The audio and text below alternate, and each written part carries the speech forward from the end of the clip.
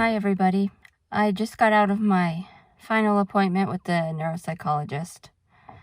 I was going to do a pre-video, but I was late. I woke up late and got to my appointment a few minutes late.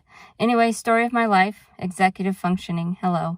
So I can't say I'm not upset, but I'm trying to think rationally about this. Honestly, the whole thing seemed rushed. From the first appointment till now, it just seemed rushed. I think they're just looking for an overall, very basic medical problem. I don't know. I don't know what ADHD testing or autism testing is supposed to look like, but it seemed incredibly rushed. I mean, that's all I can say about it. Basically, this appointment was very fast with him. It was about 5 minutes long. He basically said that my symptoms are because of anxiety and depression, and that I should follow up with a psychiatrist. I'm 39 years old. I've been me for 39 years. I've dealt with what I've dealt with in my mind and in my soul for 39 years. I've been in and out of therapy, all different kind of, you know, professionals. They all tell me something different. I don't think you have this. I don't know. You don't have this. Anxiety, depression, anxiety, depression, anxiety. I know that the anxiety and depression is because of the confusion of having either ADHD or autism or being on the autism spectrum. I came into this world being confused about this world and the world being confused about me. I know I am on the spectrum somewhere. I know I am. I am different. I think different. I can't organize my thoughts and my executive functioning the way everyone else does. I know I said that wrong, but you know what I mean. I'm having a hard time organizing my thoughts right now and telling you guys. Like, that's the thing. I can organize my thoughts better in writing than talking, but anyway, there's just so much going through my head right now. I can't even explain it. I'm angry, but I'm trying not to be. I'm trying to be rational, but maybe that's my problem. I'm too rational. Maybe I just need to let my full symptoms come out. Maybe I just need to... I don't know why nobody listens to me. Nobody gets it. I mean, these people here are nice. They do their jobs. They're whatever, but I'm just tired. I'm tired of mental health professionals and psychologists and psychiatrists and everybody just dismissing me. I'm telling them from my own experience, from within inside myself, that I have ADHD and I am on the autism spectrum. I know I am. Don't even anxiety, depression. No. Where the heck do you think it comes from? It doesn't just... Anxiety and depression don't just pop out of nowhere. It's from going through this world alone and confused due to my differences, my brain differences, my brain wiring differences, my processing differences. I just want... And my executive functioning. Like, I was late today. Like, I'm always late for important things. People say, well, you just got to get organized. That's the thing. That's where my brain doesn't function. It's like I can't put one foot in front of the other, even though I want to. I've laid in bed for hours knowing I'm late for something, but I can't get up. It's like a mental paralyzed... Anyway, I'm going off topic. It's just so hard to prove that you know you are who you know you are. And I just want to be taken seriously and listened to. I don't want my problems to be explained away. I know so many other adults on the autism spectrum have the same scenario, the same experience, just getting dismissed and even misdiagnosed. It's like, so frustrating. But I'm going to keep going. I'm here to be an advocate for this because this isn't fair. You know, we medicalize young children who may be a little odd. You know, we kind of put them into a category and make them have this big, bad, scary medical problem. And we have these seemingly functioning adults like myself who don't get diagnosed at all and who don't get the help and resources they need at all because everybody thinks they're fine. Because I don't walk in circles and bang my head against the wall. Forgive me, I'm not being stereotypical or rude, but I'm just saying, to a neurotypical person, you know, they base it off what they see in their own observations of what they see in people.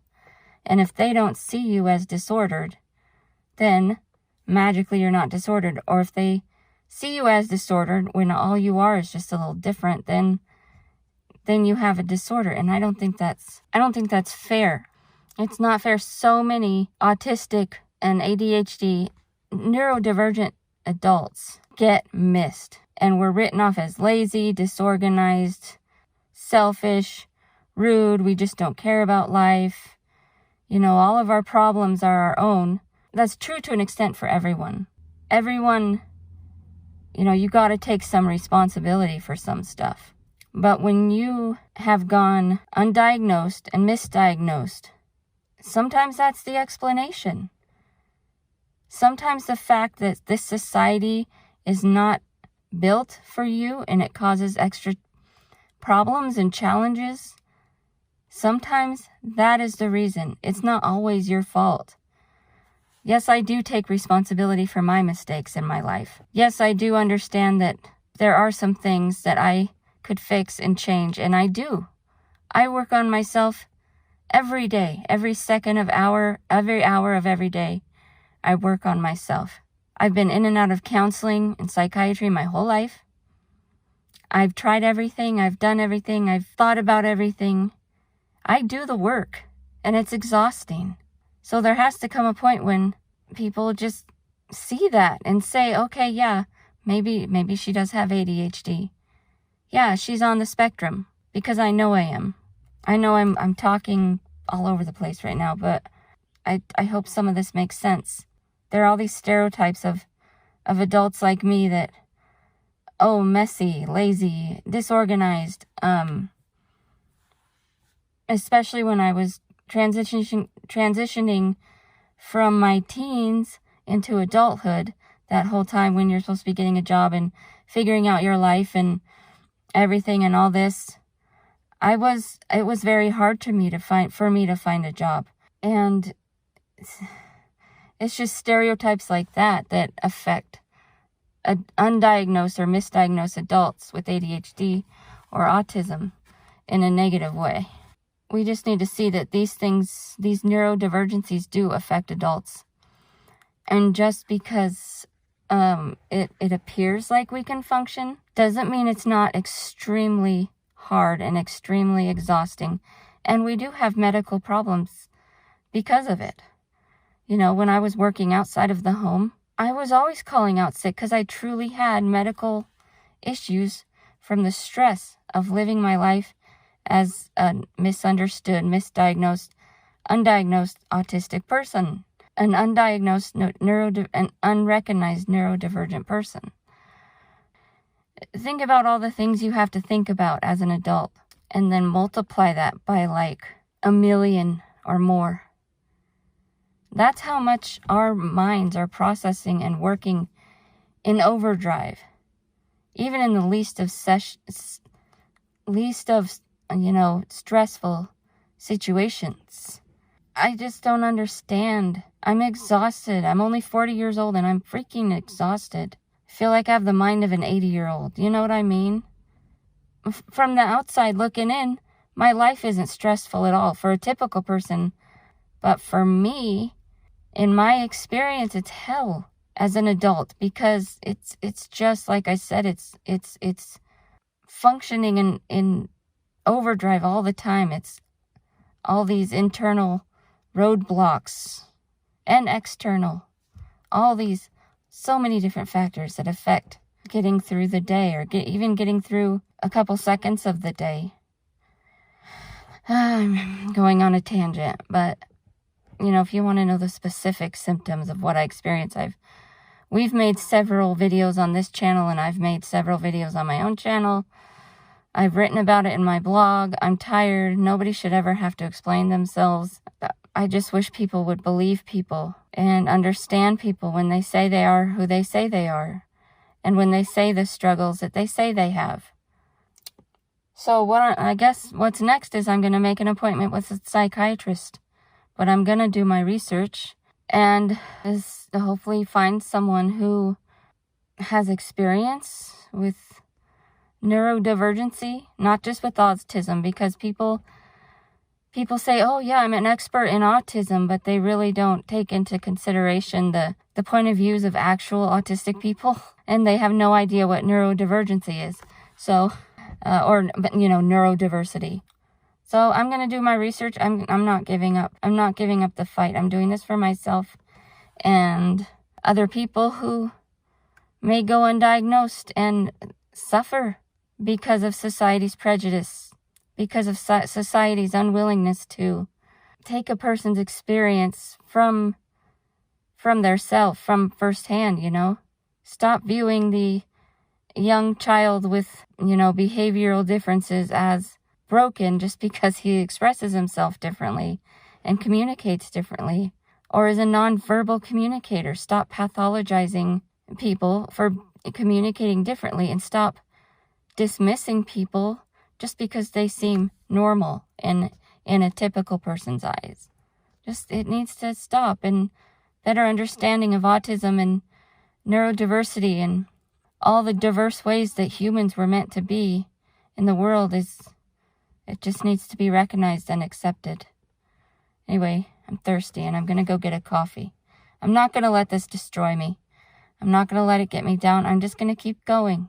I have to tell myself I'm good. I'm not lying about who I am and what I experience. And honestly, if I'm speaking realistically with my wise mind, this doctor, he's not doing anything wrong either. He's just doing his job. It's just the views of certain things in society that we need to change so people really, really know what autism is, what autism isn't, what it should be seen as and what it shouldn't be seen as. And for the whole world to just start to embrace neurodiversity and that people function different and they think different. And it's not always broken. And sometimes it is. But it shouldn't be from the outside looking in. It should take the firsthand experience of a person who is neurodivergent or who is autistic or who has ADHD. It should come from the person, not someone else explaining to you what your experience is all about. You know what I mean?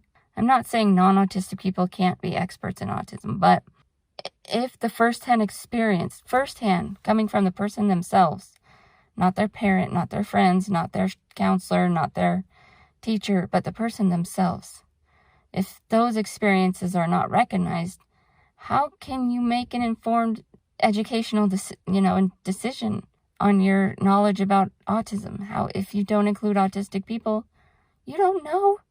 I don't care how many degrees you have, you don't know. And that goes for any neurodivergency, ADHD. Anyway, so to sum everything up, yes, I was tested for ADHD. Not autism yet. And it went quick. It was rushed.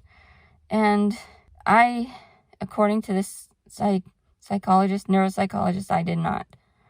My testing showed that I do not have ADHD, but likely it's anxiety and depression. And no, I don't think that's the case. Through my experiences of 39 years on this earth, and through my research and knowing people who have ADHD and just kind of, trying different things to get rid of my anxiety and depression, dealing with it my whole life, I know it's not because of anxiety and depression. I know that my whole life I've been struggling with either being on the autism spectrum and or having ADHD. It's a fact, okay? And I'm here to be a voice for other people who struggle with this. And for nonverbal people and for seemingly non-functional people who get pathologized like they have this horrible, terrible condition, and it's not. They're just experiencing the world in a different way. It's this strange dichotomy. We just really need to change in our society how we view autism and neurological disorders, quote unquote disorders. Brains are so diverse. People are so diverse. And I'm here, and so many other creators out there, content creators, are here to inform the world and tell the world that, this has got to change. This whole mindset of what autism and ADHD and all this is, it's got to change. Because people are losing out. People are suffering, whether they get missed or whether they get diagnosed. People are being misunderstood. And oftentimes, in the case of, children diagnosed with having quote-unquote severe autism, mistreated. Because there's just this huge misunderstanding of what normal functioning of the human brain is. Huge. So, we got to stop this, you guys. It's got to change. I'm thirsty. I need to go get some coffee. Hello, everybody. As you probably are aware now by watching this previous clip, Angie's diagnosis of ADHD did not get discovered today. I'm very proud of how she handled it after she found out. I figured that she would be angry and upset and, in a worse mood than she was, but she really handled it gracefully and she really handled it maturely and with grace, I would say. I can't imagine how frustrated she must feel. You heard her. She is frustrated, and I understand why completely. It's frustrating when a doctor doesn't hear you. They just hear what they're taught and not really listen to the patient. And that can be found not only in the mental health field, but also the physical health field. And it's frustrating. And I can't imagine how she feels, because I don't know. I don't have what I think is ADHD, and I'm not on the autism spectrum, at least from my knowledge. And I didn't struggle with the same things that Angie has dealt with in her life. Similar, but very different. But I just hope that she continues to keep fighting and pushing and looking for answers, because there is someone that will hear her, and maybe someone will reach out to her through this video. You never know. I'm just very proud of her and love her and admire her perseverance and in wanting to keep going forward. Because a lot of people, after going through all that, they'd be like, screw it. I'm not going to go through this again, explain myself again. But she's not. She's going to keep going, and I'm proud of her. And any way that I can be there for her, I will be there. Just like she's always been there for me. Through all my doctors and hospitals and everything, she's always there. And I will be right there with her through this. My thoughts on this situation, it's shitty. And I just hope that she doesn't have to search for very long, because she deserves answers, and she deserves an official diagnosis, whatever that means. She deserves that. Anyways, thank you all for watching. Don't forget to hit that like button, and if you're not already subscribed, please do so. It really helps us keep growing the channel.